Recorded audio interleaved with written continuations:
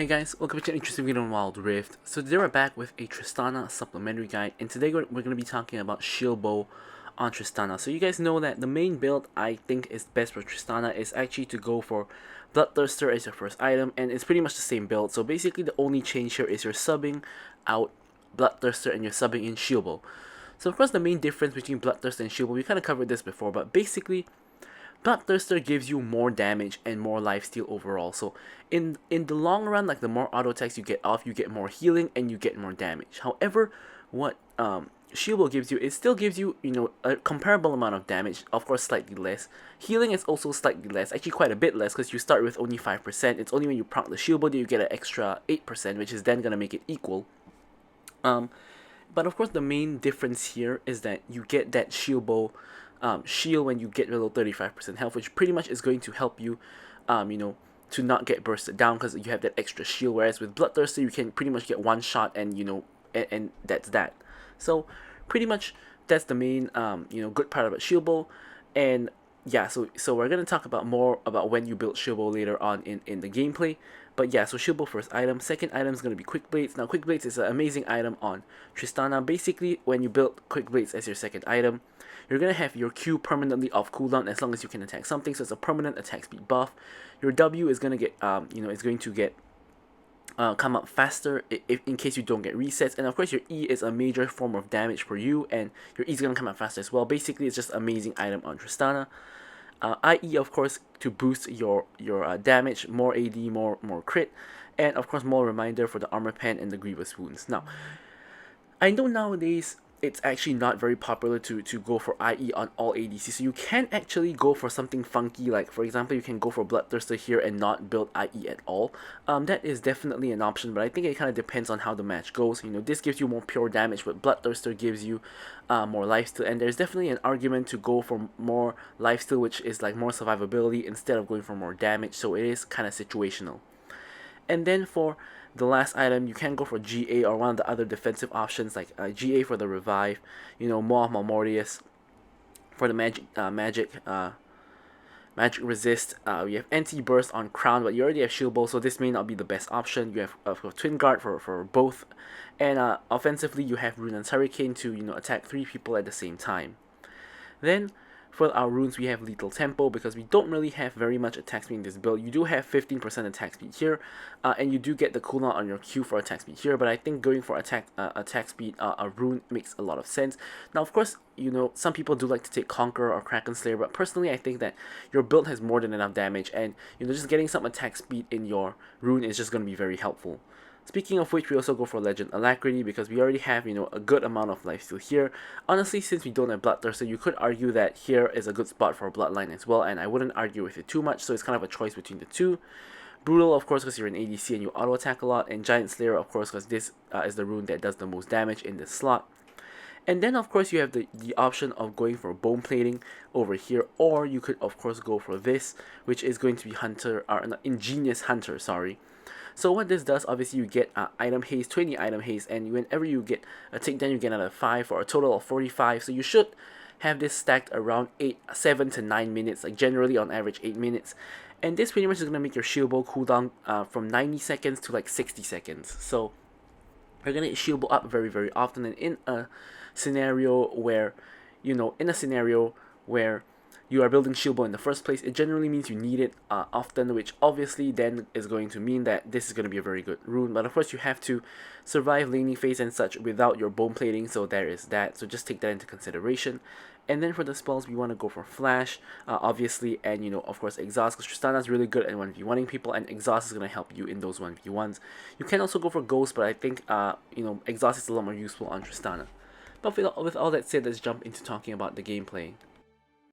Okay, so now we're going to take a look at the gameplay, and the first thing we're going to want to cover is, as I mentioned in the build just now, when do you really want to go for SHIELDBOW? Now, there really is a couple of answers to this. The first answer could be never, because, as I said, I think Bloodthirster is better. So if you're like confident that you're not going to get one shot and bursted, and you just prefer to go for more damage and more sustain, the answer could be never. You could just always go for Bloodthirster, there's nothing wrong with that.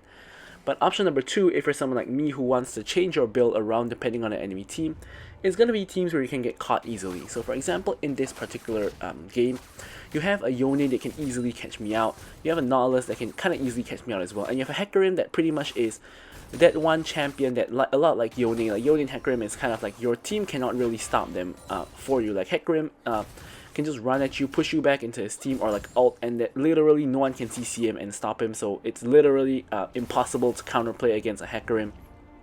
Yone is also really hard to stop because he has his E, so anything goes wrong he just E's back, and he can normally just reach you with a Q3 into our combo and you can just get one shot. So here Leona goes in, and I'm gonna follow up with that with the jump, and we nearly actually one shot the Zeri. If Zeri didn't exhaust and I was able to get off like one more auto attack, you know, she's gonna be dead. But of course that's why you have to bring exhaust against Tristana. It's a hard counter to Tristana, especially in the laning phase, and you know, really good choice by her. Hecarim comes in here, I'm left at 1 HP.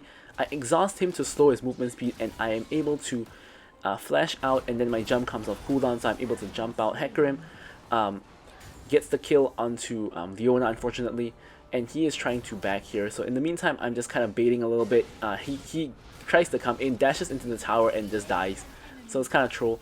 And this gives me the reset on my W. I jump forward to put the bomb onto Janna and force Janna's flash. So Zeri obviously is in base, so if Janna doesn't flash, I'm gonna run her down and get another free kill. So we force Janna's flash. So basically the enemy bot lane, no summoner spells.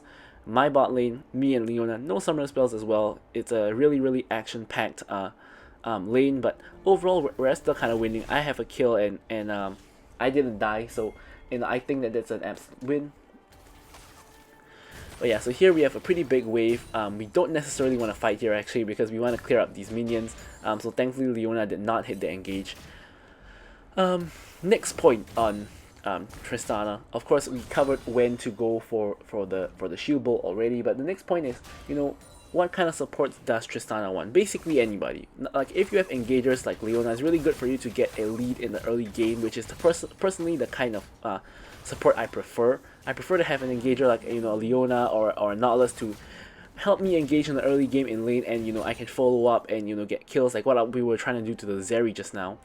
Option number 2, you can go for enchanters as well, like, you know, Lulu and such, and especially when you get to mid and late game where you have skilled up, like mostly late game, like when you have 3 items at least, and then you become really strong, and with an enchanter buffing you, you're pretty much impossible to kill, and you can just kill other people non-stop.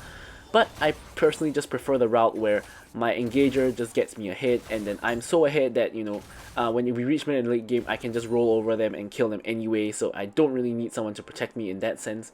But of course, number 1, it depends on what kind of playstyle you prefer, and number 2, if you're playing in solo queue like I am in this game, you can't really choose your support anyway. It's just, you know, whatever comes is whatever comes. Of course, you can't really choose what your teammates pick. So yeah. So here, Leona gets a very nice engage onto the Zeri, but unfortunately I'm a bit too far away, so I'm not able to really follow up. Leona ends up taking quite a bit of damage. So, of course, this does, happen often with engagers where, you know, they go in and you can't really follow up. You're too far away or whatnot, but yeah. So here we pick up some item components. She actually goes for Bramble Vest, first item, which of course is always a good first item to cut healing on the enemy team. And now we're gonna just hit straight on back to lane where the wave has kind of crashed, but we're still able to pick up these 2 minions, no problem.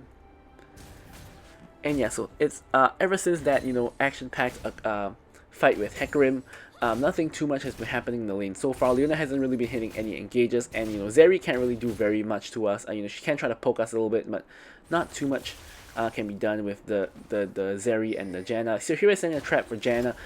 Really nice trap setup by us, and we are able to finish her off with Leona out as well to just chain the CC, so Janna has no chance to flash or heal for that matter. She's just stuck in the CC chain and she is just dead.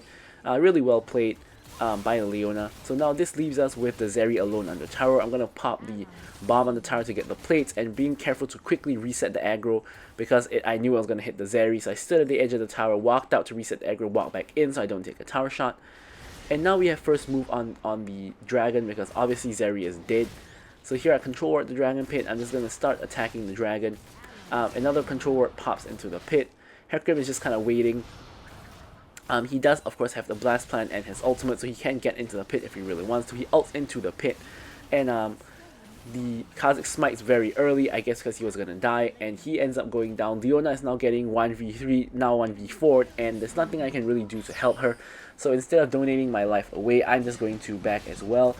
Here I see Hecarim coming, and I actually cancel my back, but of course, as you guys know, there really isn't outrunning a Hecarim, so he is still able to nearly kill me, but thankfully I don't actually end up dying, and I'm able to actually walk back to base to regain my health, and also just pick up some item components from my shield bow. Notice how, you don't necessarily have to heal up to exactly full health. You can just walk back to lane, because especially if Zeri backs now after pushing in the wave, I can just lifesteal off the minions anyway. Of course she doesn't actually do that because she's trying to get some plates, but here we're able to basically just lifesteal the minions, and you can see we're back at full health. Another interesting thing that we did there that you may not have noticed is we actually attacked the minions a little bit slower. We weren't spam attacking the minions, and the reason we were doing that is because Zeri was walking away and a plate was about to die. So we actually denied her a plate because the minions actually got the plate and she didn't actually get it because she was too far away. So that's something that you don't really get the opportunity to do very often, but when you do, it's always nice to deny 150 gold from the enemy team.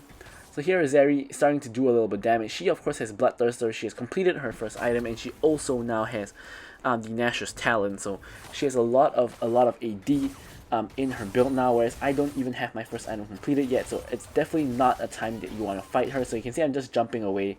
You can never really fight her when she has like a full completed item and you don't.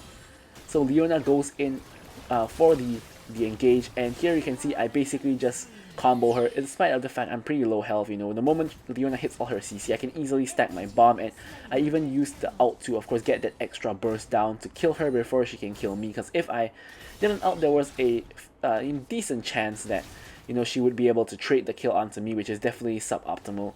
So Leona tries to go in on Yone, who has pretty much just roamed up to see if he can get a kill on me. Thankfully he does not. I'm able to complete my shield bow, and I'm gonna start building towards the quick blades, and I'm gonna quickly head back to lane because you can see the tower is really low, and we haven't really gotten any tower yet, so I'm trying to prevent that tower from dying. We now got the first tower, so if this tower dies, it's actually not the end of the world anymore because we already got the first tower gold. Leona gets a very nice engage onto Zeri once again, but I get interrupted by the Janna Tornado, and at the same time Janna Tornado also cancels my bomb placement onto the Zeri, so I pretty much end up doing nothing there. Leona gets another engage, this time onto the Janna, but I don't have cooldowns at all, so the only thing I can do is to just auto attack, which is exactly what I do, and it's a bit scuffed. So really nice tornado by Janna. Of course this is pretty much the counter for Tristana and engagers. Janna just tornadoing you out of the air, and yeah, you can't really do anything. I just got whacked out of the air right there, and unable to follow up. So hopefully that doesn't happen too often in this match. Good Jannas are definitely going to make sure this happens very often, but hopefully we don't play against that kind of Janna. So here we lose the tower to minions because Leona was just body blocking Zeri, and here I'm just staying close enough to Leona so that if she turns around for an engage, which she actually tried to do, I will be in a position to follow up. My team is now here to back me up, and Hecarim is now in our jungle trying to get some counter jungling in. I get the bomb onto Hecarim, and Orianna gets the ult, Set gets the ult, and he pretty much just dies. Next, Zeri gets caught, Zeri just dies. I'm going to jump away from the Yone because I don't really want to fight him right next to him. He has to pop back to his shadow, and here we are going to focus the Nautilus 3v1, and Yone actually goes in on all of us together. I'm going to exhaust him. He pops his shield bow, I pop my shield bow as well, and I barely am able to actually get the kill onto him. And he has a 900 gold shutdown because he was 7-0, so he's just been kind of stomping Orianna in the mid lane. Orianna is like 0-4. You can pretty much tell based on the fact that the ult onto Hecarim just now did basically no damage, and all it really did was to CCM, which is of course still very helpful because it allowed Set to get in position to finish him off. But yeah, she doesn't really do any damage, and Yone on the other hand is like literally 3k gold up on her, so Yone is incredibly fed, and of course that is something that we are really afraid of. So you can see here that I'm at nearly 9k gold, but at 8k plus gold as well is Hecarim and Yone, basically the two champions that I was mentioning just now that are those that are really hard to stop. So I'm really glad I went for shield bow this game, because if I had Bloodthirster, If I Bloodthirster, literally Yone would have killed me there. I don't think that extra bit of lifesteal was gonna save me there. I think the shield bow shield is what saved me, so I literally would have died to Yone there. He would have gotten my shutdown instead of me getting his shutdown, and the whole complexion of the game would be very, very different. So speaking of which, I'm just focusing down the Nautilus, and I'm actually able to get the kill onto him. And of course, I don't want to overchase. I'm keeping distance behind my team, just in case, you know, we have an opportunity to finish people off. So here I'm just blasting, you know, Zeri and Yone from like pretty much max range. Kha'Zix tries to go in on Zeri, forces her flash. And yeah, it's getting to be a pretty exciting game. My Bloodthirster, not my Bloodthirster, my Shield Bow does pop, unfortunately, so that's a little bit unfortunate because I wasn't really fully committed to a fight. Now here, Yone is fully committing here, so I'm able to pretty much free stack my bomb, and I kind of overestimated my ult damage, and you know, I nearly messed it up, but Kha'Zix is able to finish it off. And me and Kha'Zix both getting resets with all of these kills slash assists. I'm getting resets on my W, and he's getting resets on his E. So here I'm going to back. Nautilus actually manages to ult me before I back, but the ult's not going to follow me all the way back to base. So I was just standing there to see if the ult will just follow me all the way back, but it actually doesn't. So I guess the ult just stops, you know, if it goes a certain distance, which is honestly something that I didn't know prior to this game.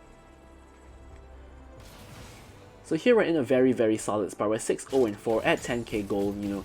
Yone is pretty much on par with us in terms of gold, and once again Hecarim is just slightly behind. Of course, Kha'Zix is doing really well as well. But yeah, it's a pretty competitive match still. Both teams are on even gold overall. Enemy team has 2 dragons and you know, 1 tower more than us, so it's definitely a close game. Of course, despite the fact that on my end I'm kind of stomping them pretty hard.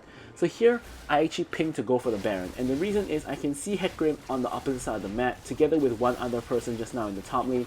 So this is a prime opportunity to actually just go for Baron. I accidentally out Zeri out of the Leona ultimate, which is pretty unfortunate because I thought I could burst it down, but Janna's like shielding and healing was way too much, and I didn't do nearly enough damage, unfortunately. So if Leona's out hit, I would have been able to just free hit onto her, and that would definitely have been a kill. So definitely a misplay by me. Anyways, regardless, we are going to you know, recall with our Baron, and we are going to get enough gold here, get the IE, come back out onto the map, and my team is starting to push lanes. Of course, mid lane tower is something we have not yet gotten because of the fact that Orianna was so far behind and Yone was so fed. So now we're trying to basically force down this mid lane tower. Of course, we don't really know where enemy teams are, so we have to be very, very cautious. Here I'm just running down Hecarim. We get the kill onto Hecarim. We get the kill onto Yone as well. And honestly, I was seeing like this could be a penta kill here, so I'm just free firing onto all of them. And I'm trying to focus down the Janna, but unfortunately Kha'Zix ends up KSing the Janna and like another kill. So it could have been a penta, but Kha'Zix took a couple of kills. So turned out pretty much just not being. Don't even know if it was a triple kill at this point. But anyways, now with literally the whole enemy team dead, and you know, Tristana of course pushes towers really, really quickly. Like Tristana and Jinx are the 2 fastest tower pushers in terms of ADCs. So we're not gonna be able to get all 3 towers in the mid lane. And I'm even gonna go into the enemy jungle to get some counter jungling in. I see the Poro spotting me, so I'm trying to destroy the Poro, but it runs into the bush, which is really annoying. Like every time you try to destroy a Poro, it just runs into a bush, and you have to like face check the bush. So here, Hecarim tries to go on me, but of course I still have my jump, and he can't really slow me or anything, so I'm just gonna run away and recall with the Baron. And I'm gonna actually get my stasis here instead of building towards my or rather, instead of getting 2 more reminder components, I'm gonna just get the stasis. And the main reason for that is I'm now 8-0-6, so I have a huge like almost like 10k gold shutdown at this point. So getting the stasis for the extra safety is way more important than getting anything like more damage or whatnot. So I'm gonna grab myself the stasis. The next dragon is going to spawn. This is of course will be triple Drake for the enemy team if they get it. Yone comes in without his ghost, or rather his clone, or whatever you want to call it, and we are able to just delete him. And same goes for the Zeri. Now I'm just gonna jump on Nautilus, delete him. I get a triple kill, and we can pretty much you know, go for you know, a free dragon. We could have ended the game if Hecarim did not push out mid lane, but because he pushed mid lane all the way to our tower, we're not gonna have enough time to push in the wave and end the game. So the best thing we can really do here is to just get the dragon and deny them the triple dragon. And here I could have rotated a little bit faster, to the Leona, because the wave is basically just dying, and we can't really get this tower without the wave. Kha'Zix ends up tanking a tower shot for no reason. And yeah, the enemy team is all respawned, so it's a little bit risky to stick around for this tower. We could have arguably tried to go for it and then ran away on foot, but since my team decides not to take the risk, Kha'Zix and Leona both started channeling recall, so I'm not going to stick around myself to try to get the tower, although we technically could have tried. So here I'm just going to leash the buff for the Kha'Zix. And we're really close to completing wall reminders. We're just trying to find farm anywhere we can. Here I'm trying to set a trap, although because Baron is coming up, and I think any team might face check, but they do pop the plan, so we do get spotted, so we're just going to walk away now. Obviously the trap has been revealed, and you don't want to stand in the bush, and you'll be the ones trapped instead, because imagine Yone just ults into that bush. He gets a free 3-man ultimate. That would not be very good. So here Set goes in for the flash engage. I'm trying to maintain my distance. I don't want to be the one to just walk into the team. You can see I'm pretty much not getting hit at all. I'm just free firing on anybody and anybody who I can. In this case, I kill the Zeri, and my team actually kills the rest of them in the meantime. While I'm just free firing on whoever is the closest target. And obviously with that, we are gonna end the game. Enemy team actually just surrenders. But yeah, there we have it. So I'm gonna leave you guys with the stats as usual. Thank you guys so much for watching the video, and goodbye.